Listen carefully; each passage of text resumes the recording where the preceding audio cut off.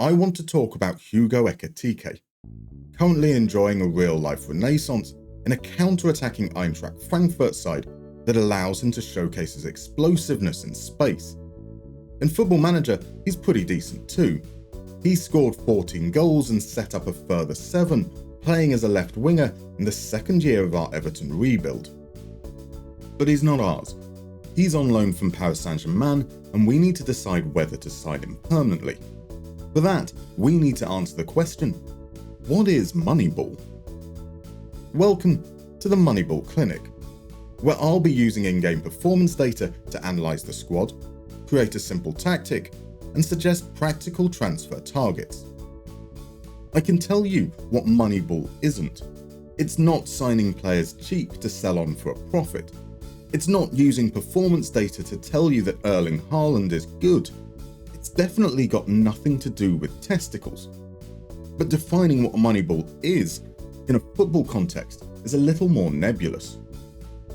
In its simplest form, it's about exploiting market inefficiencies, using analytics to find undervalued players, allowing teams to compete at a fraction of the budget of their opposition. That's a lot of mumbo-jumbo, so let's use Hugo Ekitike to break down each area: analytics, value, and budget. To start, we need to talk about baseball, where the term Moneyball originated. Back in 2002, the Oakland Athletics built a playoff team despite having a minuscule budget. They did this by eschewing traditional scouting methods in favour of advanced analytics. Let's explain. When a batter steps up for his turn, this is known as a plate appearance. There are a number of possible outcomes. The batter hits it real good, allowing him to run round the whole diamond and score a point.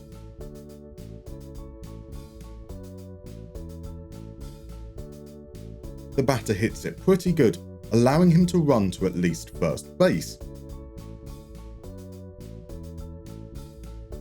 The batter hits it not so good and is caught or run out.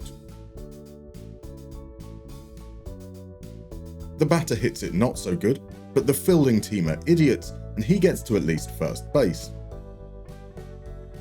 The batter hits it not so good, but the fielding team is smart and get a more dangerous runner out. The batter misses it entirely, repeatedly, and is striked out. The batter deliberately gets themselves out so a more dangerous runner can score a point. The pitcher throws it badly, repeatedly. The pitcher throws it badly and it hits the batter's body. The catcher interferes with the batter. The batter hits it and a fielder obstructs his ability to run. Traditional baseball scouting would focus on the first 6 outcomes, known collectively as at-bat. This would be used to calculate batting average, which is the number of hits, the first 2 outcomes, divided by the number of at-bats. A batting average of around 300, or 30%, is considered good. Advanced analytics, known as sabermetrics, might prefer to look at something known as on-base percentage. This includes the next 3 outcomes. It is calculated by adding hits, walks, and hit by pitches, then dividing that by at-bats, walks, hit by pitches, and sacrifices. An on-base percentage of around 350 or 35% is considered good. So how does that help us with Hugo Ekitike? Just as a batter needs to get on base, a forward needs to be involved in goals. And the headline numbers are good. Ekitike played 2,676 minutes, which is just shy of 30 full games. He scored 14 goals and registered 7 assists. But let's scratch beneath the surface. 0.47 goals per 90 is very good, but he was only expected to score 0.24. This could be interpreted one of 2 ways. 1, Ekitike is a quality finisher, able to make the most of his chances. Or 2, he got lucky and will eventually regress to the mean. A couple of other metrics can help us identify which. Firstly, shot accuracy. Ekitike hit the target with 62% of his shots. This is high. Of the Premier League's top 10 goal scorers, Weghorst was the closest with 59%. We can also see that Ekitike took 2.12 shots per 90. If we divided his XG per 90 by that number, we can calculate average shot quality, 0.11 per chance. This is pretty low. Weghorst is again the closest with 0.12 per chance. And it's an appropriate comparison because they share another characteristic. Both are good in the air. Ekitike won 50% of his headers, which is significant because headed chances are worth less XG than a shot on the ground from the same position. In fact, 4 of Ekitike's goals were far post headers over an opposing fullback. Take away the 1 penalty he scored, and that's almost a third. From this, we can understand a couple of things. Ekitike's goal-scoring exploits are, in part, because he is accurate and because we put him in favourable matchups. Those 2 factors make me confident he will continue to outperform expectations, just maybe not to the same degree as this season. What about assists, I hear you ask? Ekitike's 7 assists would be the equivalent of 0.24 per 90. His expected assists per 90 was 0.21. There isn't much difference between the two, but he has benefited from the good finishing of teammates. In total, Ekitike made 39 key passes, for a combined 6.39 expected assists, an average chance quality of 0.16 xg. That's good. I would perhaps like to see more chances created overall, but as an inside forward, his primary job is to score. It is also worth noting that we were second bottom for possession, an expected consequence of our low block counter-attacking approach. Ekitike's expected assists per 90 metric is the 3rd highest in our squad, behind just Niels Nkunku and Jakob Bruyne. All things considered, Ekitike is a good player who had an excellent campaign. Now the question is he undervalued by the market?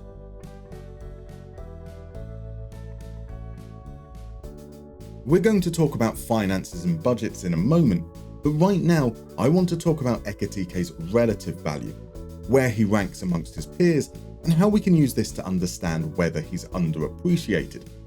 This is no easy task. You see, there's a multitude of different ways that left wingers can be utilised, and those different roles will yield different outputs. Some left wingers will be deployed deeper, others might be used in entirely different positions like the opposite flank or up front. This makes comparison difficult. Kvaratskhelia, for example, is another right-footed left winger, but in the season just gone, Napoli used him exclusively as a striker. It is reasonable to assume that he'd be incredible as an inside forward, almost certainly better than Ekitike, but we are working on assumptions here rather than evidence. In fact, the evidence would suggest that Ekitike is more creative and he outperforms his XG by a significantly larger margin. But both players are operating in different areas of the pitch, with different expectations about how they're involved in the game. Ekitike faces off against fullbacks, Kvaratskhelia against centre-backs. Sadly, there's no way to filter down by position and role played in. So instead, let's look at all players who are accomplished on the left wing, have a strong right foot, and played at least 900 minutes in the leagues we've loaded on full detail. All 360 players. I've taken their expected assists, key passes, XG, goals, shots on target ratio, and header 1 ratio. I've used key passes to calculate their chance creation quality. I've then calculated which percentile each player is in compared to other players in the list. I've then added up the percentiles and divided by 6 to give a score out of 100. Now those metrics relate to what we discussed earlier. We identified the factors that contributed to Ekitike's success in our tactical setup, and we want to know who else might flourish in our system. Someone like Nasser Univar, for example, would be a pretty bad fit. So would Ross Barkley, but who other than Lorient would want him playing as a left winger? At the top end, Randall Kolo Muani, Darwin Núñez, and Vinicius Jr. Ekitike slots in just behind, level on points with Arsenal loanee Charles Segot. So far, we've been competition agnostic. We haven't differentiated between the different levels players are playing at. We can use Opta rankings to get a general idea of the strengths of the different leagues, from which we can see that the Championship is roughly 12% weaker than the Premier League. We can use this as a multiplier to give us a weighted score. This does send Hugo tumbling down the list, but he's still in the top 20. Ekitike jumps up to 4th. It's important to note that a lot of players in this list aren't interested in joining. We still want to include them, however, because we want to understand Ekitike's positioning amongst his peers. If they were excluded, we might inflate his value because he appears to be so much better than others willing to join.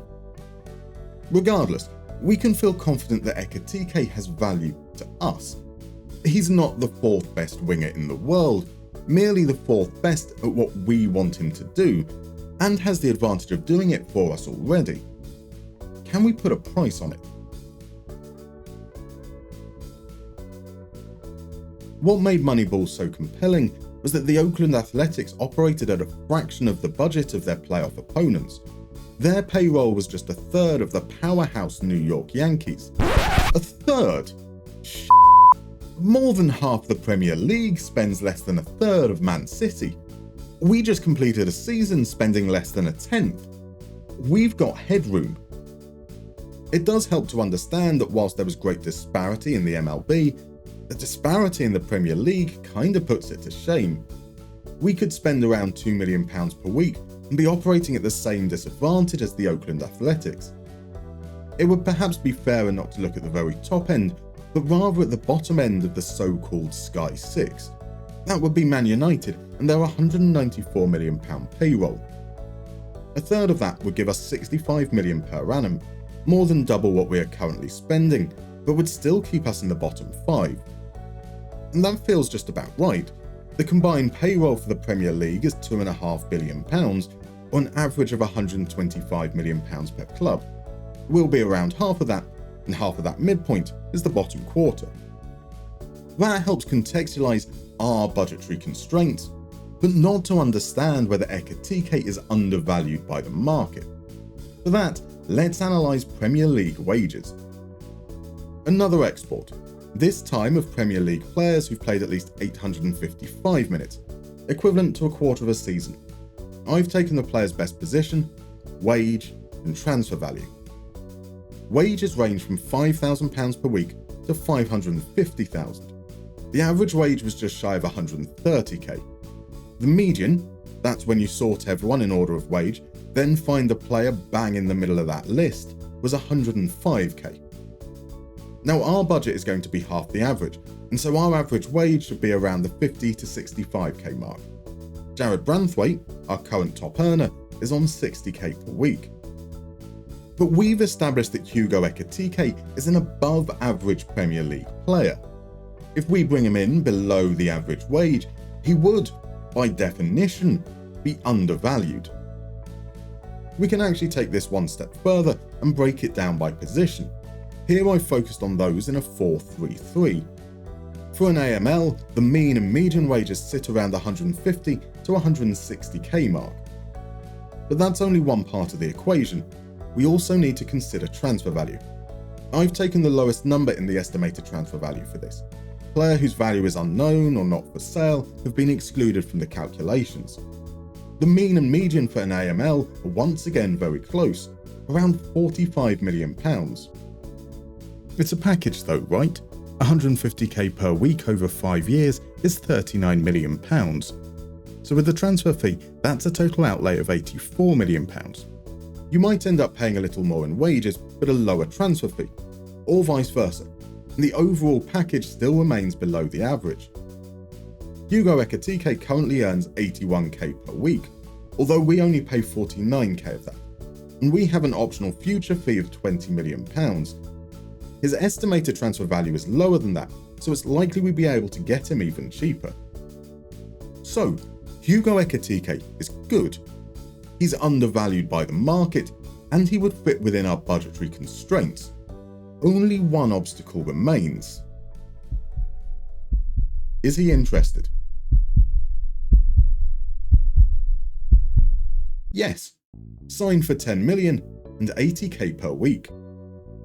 Right, before we continue, let's give a brief recap of the rebuild so far. We took over Everton after they got relegated in Season 1. We sold everyone earning above 30k, used real-life data to inform our tactic, and bought in a ragtag crew of championship caliber players to get us promoted at the first time of asking. We then sold a load of them off immediately as we adapted the tactic, once again using real-life data with a focus on Premier League survival. Somehow, shockingly, we finished 9th. Now we're in Stage 3. It might appear that we've already reached our objective of a top half finish, but we need to continue to build, and with that start to forge our own tactical identity. This season we might go a little bit backwards as teams start to take us more seriously and we adjust to a new style. A top half finish is still the aim. Let's take a look at how our squad got on last season, so we can plan the rest of our transfer activity. Bailey Peacock-Farrell prevented goals, albeit to a lesser extent than the previous season. Marco El-Kayad was better in this regard, but played against lesser opposition. Marvin Sanaya did his job, progressive, safe, won his tackles. Luke Ayling didn't win his tackles, but that's okay, because he's retiring anyway. Niels Nkunku won his tackles, and created bucket loads, whilst Connor Taylor was pretty good in relief. Our centre-backs were asked to win their duels. Branthwaite was incredible, Lascelles and Oz were pretty good too. We didn't ask them to do anything with the ball, and it shows. Max Christensen was a water carrier, again good in the tackle, another who was progressive. Warrington looks better, but his tackle win rate was abysmal. Raphael Onyedika tackled and created. Jean Udalu tackled, created and scored. Stephen Alzak created and scored more, but he did play a more attacking role. Scott Twine was better in this regard, but also played on the wings, whilst Finazaz was disappointing. Lewis Dobbin dribbled, created and scored, but Jakob Bruyne played more because his expected assists were significantly better. Beto continues to be a goal-scoring machine, finishing as the league's 3rd top scorer, whilst Liam Delap was pretty damn good in relief. Galael Macau and Kenneth Schmidt didn't play enough to fairly assess. So this is how our squad looks. Ayling, as mentioned before, is retiring. Schmidt was an emergency backup loan, which we have no intention of extending. Townsend was okay, but didn't do anything special to warrant a contract renewal. Similar story for Onyedika and Azaz, who didn't do enough for us to keep them beyond their loan deals. Then there's Beto. He's now approaching the final year of his contract, and he has no interest in staying. Thankfully, Al Ahly want to give us £40 million, so that's that problem sorted. We'll get some of our youngsters back from loan. Francis Okoronkwo tore things up in League 2, next step League 1 with Carlisle. Hackett wasn't too bad at that level either, and his next step is also in League 1 with MK Dons, who just so happened to be the team Billy Crellin spent the season with. He wasn't great, and will have to prove himself out on loan to them once more. Dean Portelli also was at MK Dons, and he was very good. Let's see if he can make the step up at Middlesbrough. Stan Mills was at Eibar, where he continues to impress, but also needs at least another season out on loan, this time with Swansea. And Swansea was where Will Dixon was. Not the most impressive, but 17 goals in the Championship is enough to earn a chance on the fringes of the first team squad. That should have been the job for Yusuf Jamiti, but he sucked at Barnsley. Let's see if he fares better with a loan at Rayo Vallecano. Okay, so of all the youngsters who returned, just one to be added to the depth chart. Dixon gives us some relief up front, but we've got a lot of needs. A right back, backup left centre back, a decision on whether to buy Nkunku permanently, so at least 2 left backs, a replacement for Warrington who underperformed at the base of midfield, 2 backup central midfielders, 1 for each role, and a decision as to whether Liam Delap can shoulder the striking burden and whether we need to look for a starting striker or a backup. Before we can hit the transfer market, we need to talk tactics. This is what we used last season. It's high tempo, direct wing play. We set up in a low block and counter-attacked at every opportunity. We had just 39% possession, but as we look to establish ourselves at the top end in the next few seasons, we'll want a little more control. So I spoke with a mate, an Everton fan, and asked about their identity, historically speaking. He told me they were once dubbed the School of Science, whatever the that means. Traditionally, Everton are enterprising, built around a strong number 9, comfortable on the ball but with intent, not possession just for the sake of it. Out of possession they are aggressive, intimidating almost. I interpret that to mean that we can build up from deep, but we want to maintain tempo. Width and directness can be neutral. In transition this continues, neutral when it comes to counter-attacking, neutral when it comes to goalkeeper distribution. We'll counter-press to encourage that aggressive win-the-ball-back mentality. Out of possession, that means we get stuck in. We'll also increase our lines a step as we look to invite less pressure. In terms of roles, we want control, and with that we need structure. For this, I prefer a 2-3-5 shape, with outside midfielders responsible for supporting the wide men. This means our rest defenders, the 2, can concentrate on just defending or recycling possession. So the changes here are as follows. The sweeper keeper to a support duty, because the lines are now higher. The no-nonsense centre-back can be a regular central defender like his partner. The right full-back becomes a supporting inverted wing-back. He'll be part of the 3 in the 2-3-5. On the other side of that 3, the box-to-box midfielder will become just a plain central midfielder on support. The pivot will be a defensive deep-line playmaker, someone who can act as a hub. The attacking central midfielder will become an advanced playmaker. He'll be our creative force. We'll swap the duties on the right winger and the pressing forward. I want the striker working the channels and pushing the defence back.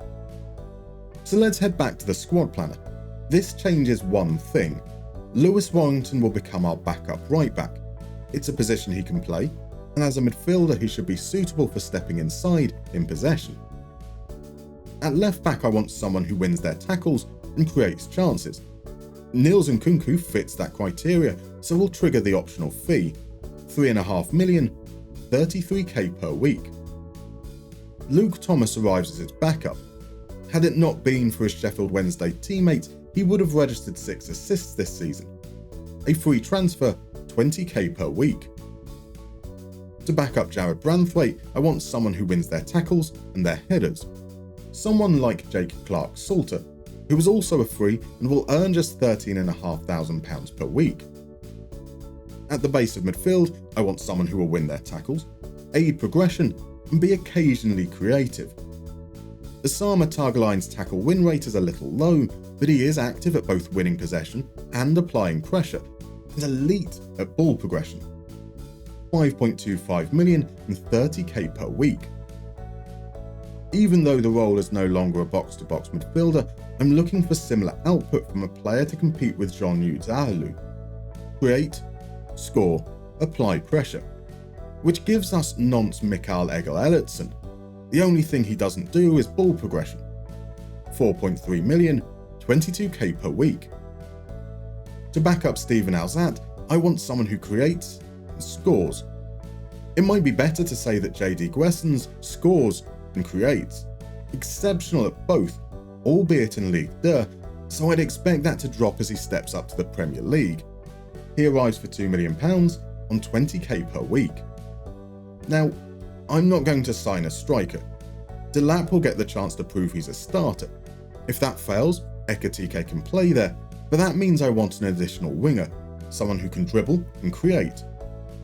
Ryan Tisserand came to my attention. He does all those things and is just 17 years old. The step up from Ligue 2 might be a bit steep, but £4.5 million, 8k per week, then loaned out to Stoke. Another left footer would be nice though, like Harry Wilson. I prefer better goal output, but he's an elite creator who can provide depth. Another 3 transfer, 30.5k per week. And that gives us a final squad, something a little like this. All that's left to do is play the game. Same rules as always. It took just 3 minutes to score our first goal of the season, as we opened with a journey to newly promoted Sunderland. Steven Alzat scored our second, as his goal was sandwiched by two instinctual Liam Delap goals. A week later, another Delap brace, scoring twice in the first half as we once again got the better of Liverpool.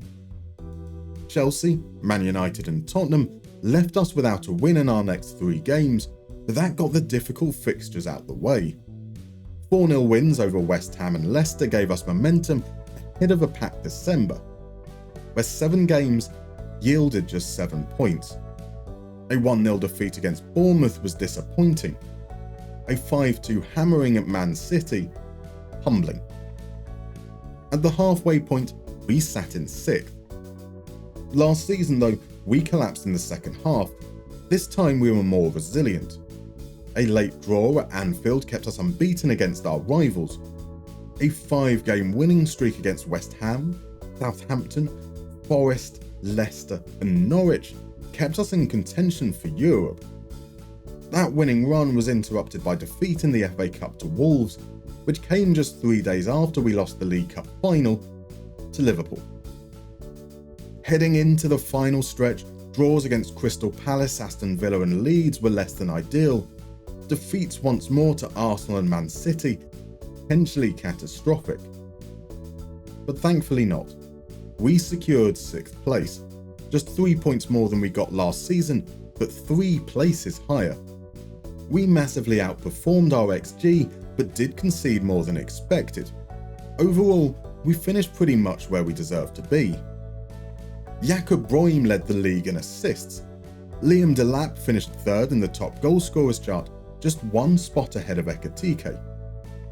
We've spent a lot of time talking about Ekitike, so was he a successful signing?